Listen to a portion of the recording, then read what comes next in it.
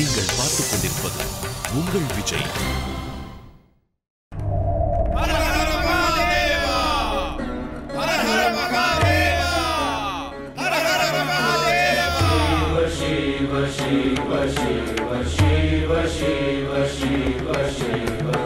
आदे अनंत शिव योगी महादेव आदे अनंत शिव महाबली शिव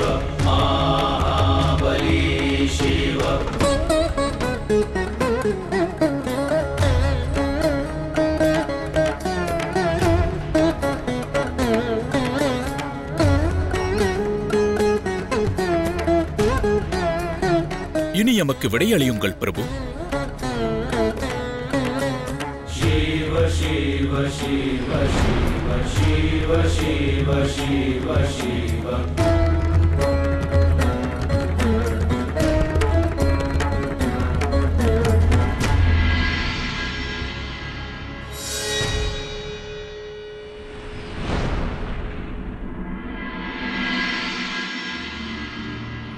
பார்வதி, கிரகஸ்தாசிரமத்தில் தலையாய கடமையானது வம்சத்தை விருத்தி செய்வதே ஆகும். இனி நாமும் நமக்கு ஒரு புதல்வன் உதிக்க அதனை பின்பற்ற வேண்டும்.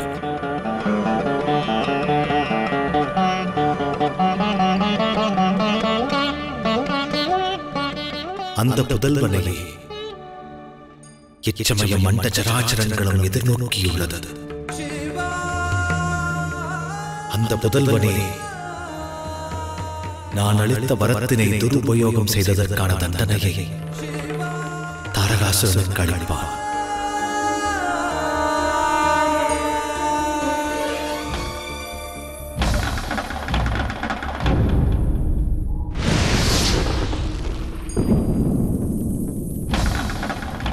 எனக்கு விளைந்த இந்த துர்நிலைக்கு நீயும் காரணமாவாய் பார்வதி. நான் அன்னையாகும் பெரும் பேற்றினை பெரும் வாய்ப்பெண்ணை பறித்தாய். இவ்வேதனையை நீயும் சகிக்கத்தான் வேண்டும். நான் உனக்கு சாபம் அளிக்கிறேன். இனி நீ என்றென்றும் புத்திர சுகம் என்னும் பாக்கியத்தை பெற இயலாது.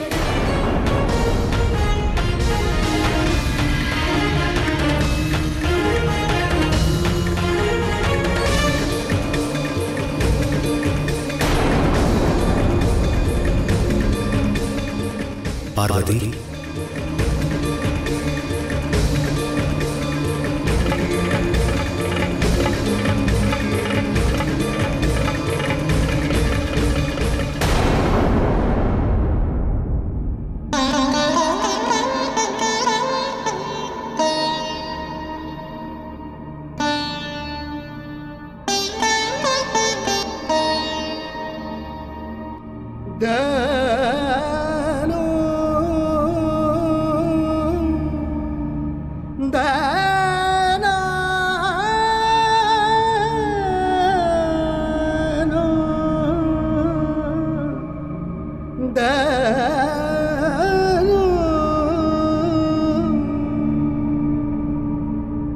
அடியவளை மன்னிக்க வேண்டுகிறேன் சுவாமி. இன்று மட்டும் ரதி எனக்கு அளித்த சாபத்தினை தமக்கு நான் தெரிவிக்க தவறினேன். எனினும் தம்மிடம் அந்த உண்மையை மறைக்கும் துரி எண்ணம் எனக்கு இல்லை. இருப்பினும் சத்தியம் யாதெனில் ரதியினால் நான் பெற்ற சாபத்தின் விளைவால் என்றும் ஒரு கருவை எனது கர்ப்பத்தில் தாங்கும் ஆற்றலை நான் இழந்தேன். இந்த அடியவள் தமது விருப்பத்தை நிறைவேற்றும் ஆற்றல் அற்றவள் சுவாமி. தம் உள்ளத்தை நான் நிராசையில் ஆழ்த்த விரும்பவில்லை. எனினும் எனது இந்த துர்பாக்கிய நிலையிலிருந்து மீள உபாயமும் இல்லை.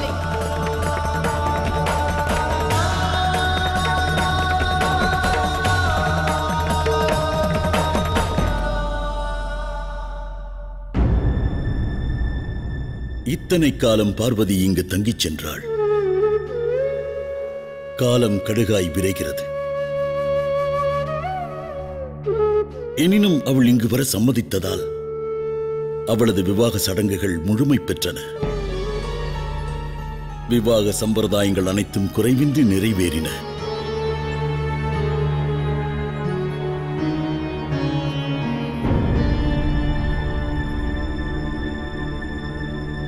மைனாவதி,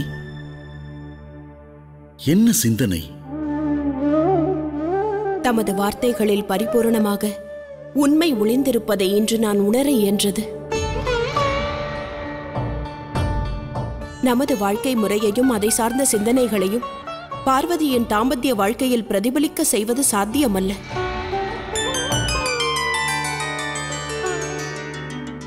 ஈசனோடு அவள் கொண்டிருக்கும் இந்த பந்தம் அற்புதமானது. அவர்களிடையே உள்ள பரஸ்பர புரிதலை காண காண பார்வதியை எண்ணி என்னை வியக்கச் செய்கிறது.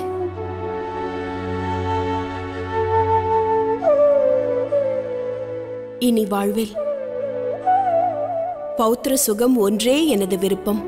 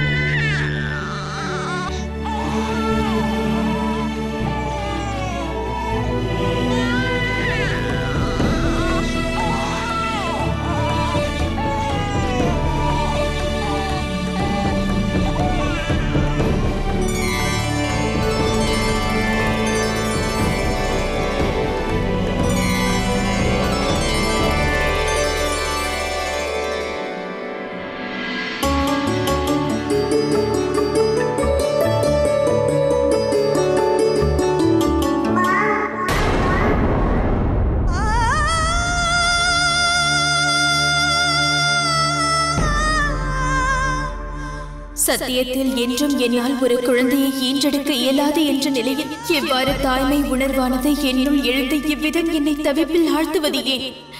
என்னை வேதனையில் ஆழ்த்தும் இத்தகு சொப்பனங்கள் உருவாவது ஏன்?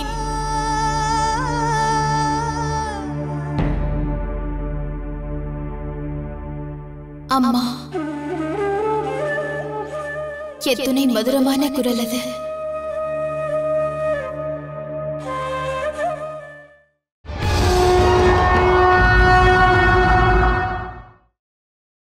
நீங்கள் பார்த்துக் கொண்டிருப்பது உங்கள் விஜய். மையன் அவர்களே, அசுரர்களின் சாம்ராஜ்யமானது தம்மை வரவேற்கிறது. தாம் தனித்துவம் பெற்ற தமது சக்திகளினால் அசுரர்கள் எமக்கு அநேக பகட்டான நகரங்களை உருவாக்கினீர்கள்.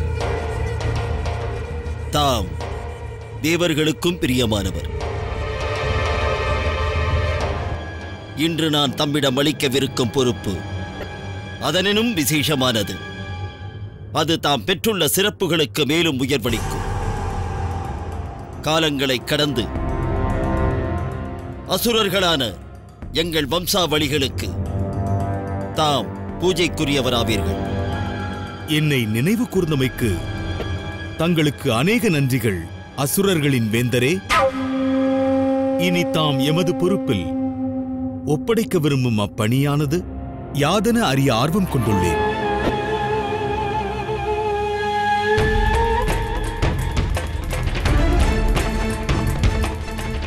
இந்த சூரிய மண்டலம் தென்படுகிறதா? இச்சூரிய மண்டலத்தில் இதை சார்ந்த நட்சத்திரங்களில், கிரகங்களில், உபகிரகங்களில் எவையேனும் அசுர சாம்ராஜ்யத்திற்கு உகந்ததா? அசுர ஆற்றலுக்கு பொருத்தமானதா? அசுர சக்திகளை கிரகிக்கக்கூடியது?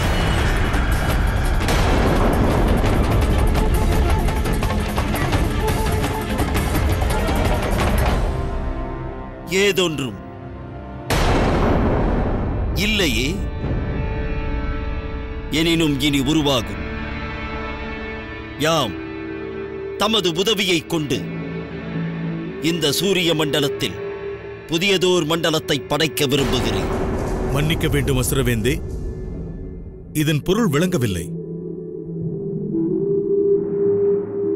மையனவர்களே, தாம் எமக்காக இந்த பரந்த சூரிய மண்டலத்தில் புதிய கிரகங்களை நிர்மாணிக்க வேண்டும்.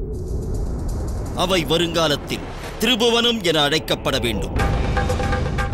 அத்துடன் தாம் அந்த திரிபுவனத்தை இந்த சூரிய மண்டலத்தில் ஸ்தாபிக்கும் விதத்தால் ஏனைய கிரகங்கள் தம் நிலையிலிருந்து தாமே விலகி நமது புதிய கிரகங்களுக்கு நிலையான இடம் அளிக்க வேண்டும்.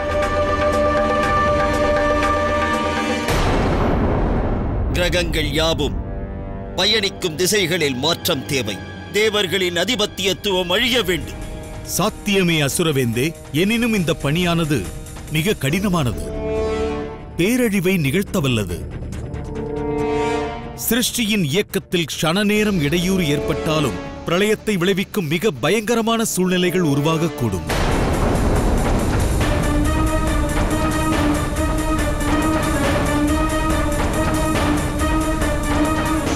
அப்பிரளயத்தாலும் பேரழிவினாலும் தேவர்களுக்கு அழிவு ஏற்படுமேயானார் நான் இந்த சிருஷ்டியின் இயக்கத்தை மட்டுமல்ல, சூரியனையும் செயலிழக்கச் செய்ய தயார். தாமதம் வேண்டாம். உடன் நான் அளித்த பணிக்கு உரு கொடுக்க துவங்குங்கள்.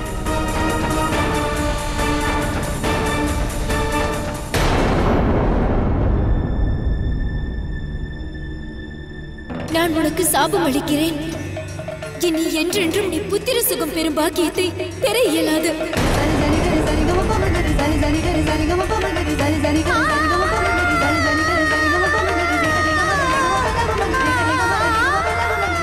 பார்வதி,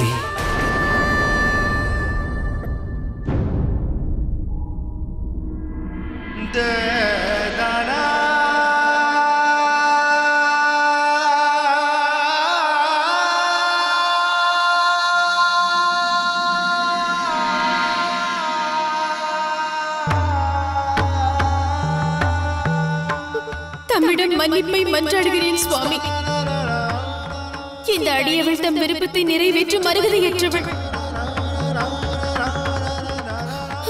ரதி மனம் வெதும்பி எனக்கு அளித்த சாபத்தின் விளைவால் என்றென்றும் தாய்மை பேற்றை பெறும் பாக்கியத்தை இழந்து நிற்கிறேன். என்றும் நமது புதல்வனை எனது கர்ப்பத்தில் தரிக்கும் ஆற்றல் எனக்கு இல்லை சுவாமி.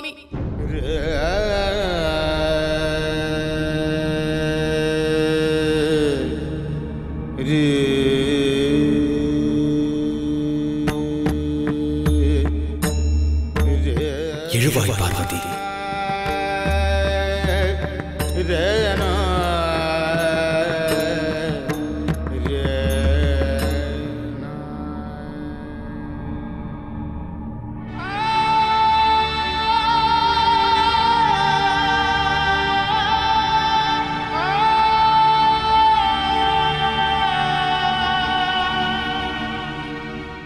என் கூற்றை சற்று கவனமாக செவிமடுப்பாய்.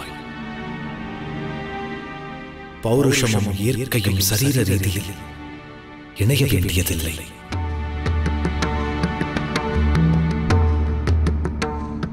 அத்தகைய இணைப்பிற்கு சிருஷ்டியில் மற்றொரு மார்க்கம் உள்ளது.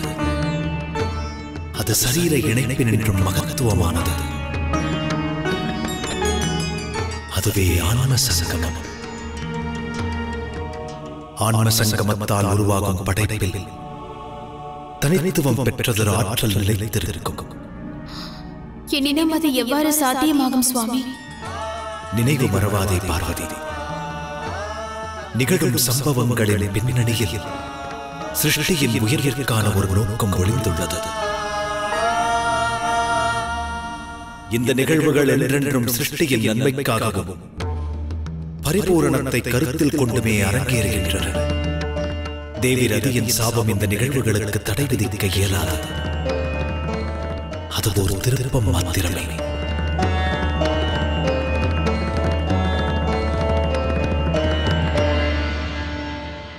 ஆகையால் நாம் புத்திரபாகியம் பெறுவதில் ஐயமில்லை.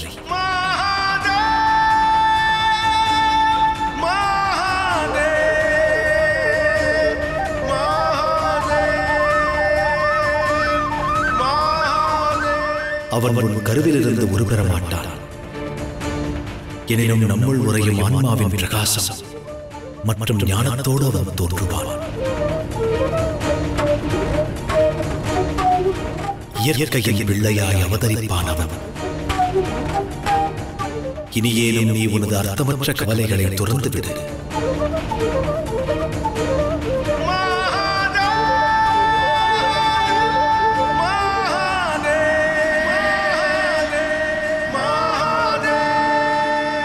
நமக்கு புத்திர பாக்கியம் உறுதியானதால் பரிபூர்ண சிருஷ்டியும் பெரும் உற்சாகம் கொண்டுள்ளது.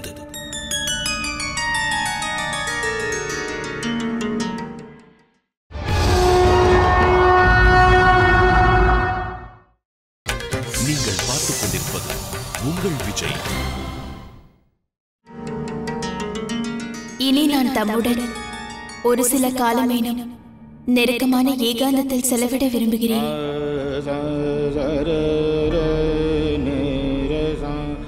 அது சாத்தியம்தானா? ஐயம் என்ன பார்வதி, நீ எங்கு செல்ல விரும்புகிறாய்? இச்சமயம் நான் விரும்பும் ஏகாந்தம் அமைய அமர்நாத்தை சார்ந்த குகைகளை சாலச் சிறந்த தலமாகும்.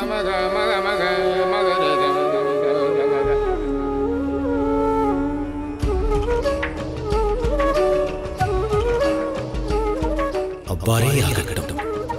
வெகு விரைவில் நாம் அமர்நாத்தை நோக்கி பயணப்படுவோம். மகிழ்ச்சியா?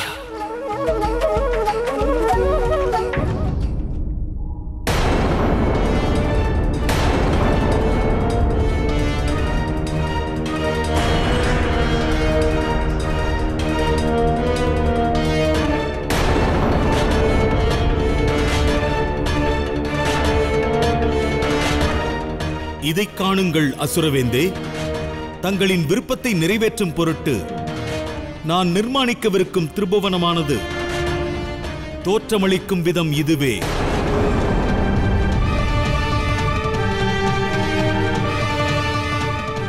அற்புதம், அதி அற்புதம். இம்மூன்று கிரகங்களும் அசுரர்களின் பிரதிபலிப்பாக சூரிய மண்டலத்தில் நிலைத்து ஏனைய கிரகங்களின் ஆதிக்கத்தினை தவிடுபொடியாக்கும். அழகிலும் ஆற்றலிலும் மாத்திரமல்ல, இம்மூன்றும் எவ்வித தாக்குதலாயிருந்தாலும் பாதுகாக்கும். அண்ட சராசரங்களிலும் இவற்றைப் போல் பாதுகாப்பான ஸ்தலம் வேறெங்கும் இருக்காது. இருப்பினும்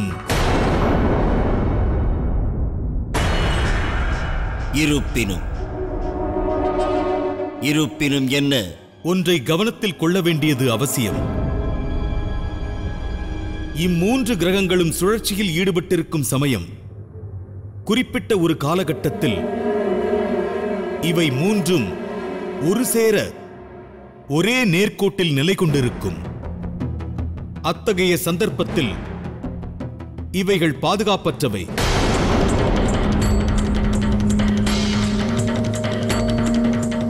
அச்சமயம் எவரும் இந்த கிரகங்களை தாக்கினால் இம்மூன்று கிரகங்களும் ஒரு சேர அழிவையும் சந்திக்கும்.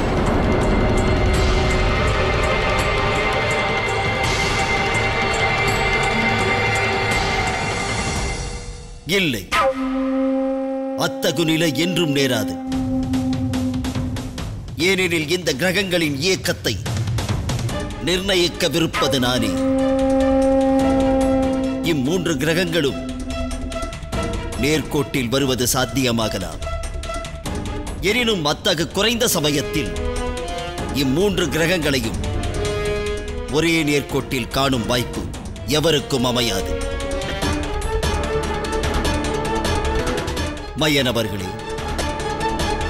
நான் தமது கற்பனையாலும் நிர்மாணிப்பாலும் அதீதமான உள்ள மகிழ்ச்சி அடைந்தேன். என்னை பொறுத்தமட்டில் இந்த திரிபுவனத்தை தாம் நிர்மாணித்த பின் சிற்பக்கலையில் தம் அந்தஸ்தானது விஸ்வகர்மாவினும் உயர்வை அடையும். இனி தாம் விரைவில் இந்த திரிபுவனத்தை யதார்த்தத்தில் நிர்மாணிக்க துவங்குங்கள். எனினும் ஒன்று நினைவிருக்கட்டும், இந்த திரிபுவனத்தின் உருவாக்கம் சிவப்புதல்வன் ஜனிக்கும் முன் நிகழ்ந்தேற வேண்டும். அதற்கு பின்னர் அந்த சிவனது புதல்வனாலும் இந்த திரிபுவனத்தை தீண்டவும் இயலாது.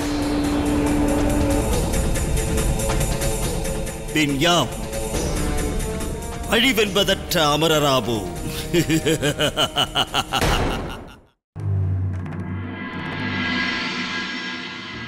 கைலாயம் மற்றும் எம்மை குறித்து கவலை வேண்டாம் அன்னையே. நாங்கள் இங்கு இருக்க கவலை எதற்கு? தாம் எங்களுக்கு கற்பித்ததைக் கொண்டு எங்கள் செயல்பாடுகளை திருத்திக் கொண்டுள்ளோம். தாம் இங்கு இல்லாத சந்தர்ப்பத்திலும் அதிலிருந்து வழுவ மாட்டோம் அன்னையே.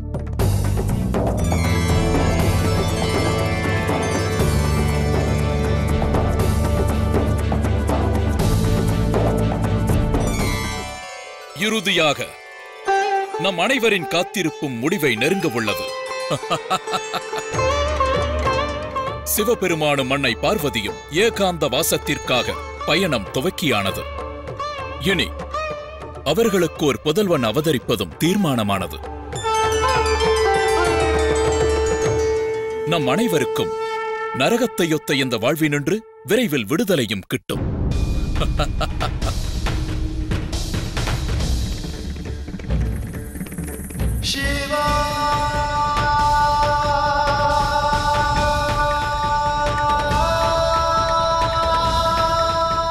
இருப்பினும் நாம் அடைந்திருக்கும் இந்த உற்சாகத்தின் தகவல் சக்ரியை போன்ற அசுரர்களின் ஒற்றர்களை அடைய நேர்ந்தால் பேரழிவு ஏற்படலாம்.